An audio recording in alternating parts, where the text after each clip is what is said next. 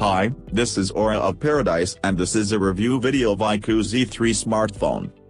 Vivo's sub-brand Iqoo is no stranger to 5G. It has launched 4 smartphones in India so far, and all of them, including the Z3, support 5G. Since networks have yet to become operational in India, it makes a lot of sense for smartphone manufacturers to not rely only on high-speed data as a selling point. In fact, every manufacturer offering a smartphone price between Rs. 17,000 and Rs.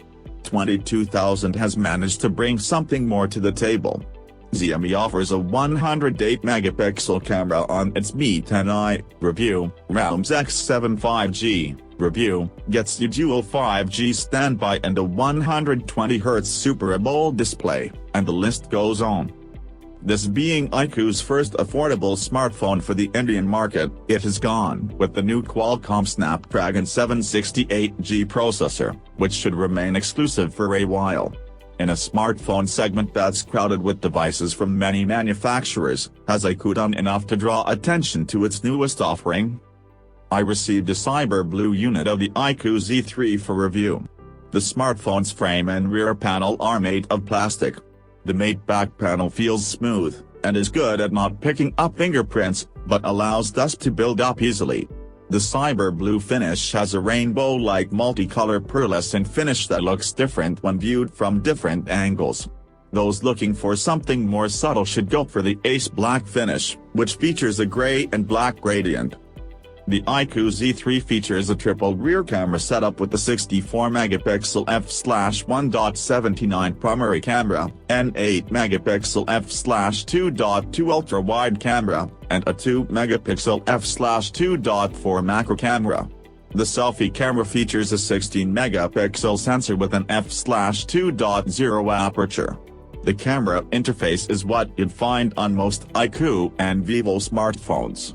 The default visible camera modes can be swapped for whatever you will frequently use. When shooting in daylight, photos came out a bit saturated with a decent amount of detail in the textures. Noise was under control and the shadows had plenty of detail, but there was noticeable purple fringing in the brighter areas of scenes. The ultra-wide-angle camera shot passable photos but was not able to capture much detail. There was also plenty of purple fringing when shooting in bright settings.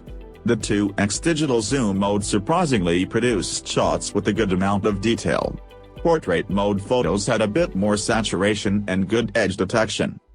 Photos shot in low light had noise under control, but detail in the shadows was poor, even in scenes that had some form of lighting in the vicinity.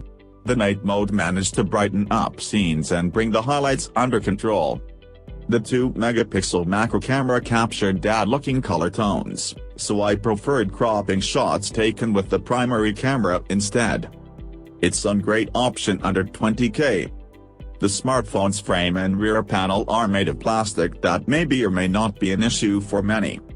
It does not offer dual 5G standby. It doesn't matter if you are an Indian. Iqoo Z3, what's not good? Design. While not the most important aspect of a gaming device, the design of the Iqoo Z3 feels lacking and old compared to the competition. This includes the water drop notch, the plastic back, a mono speaker and unimpressive color options.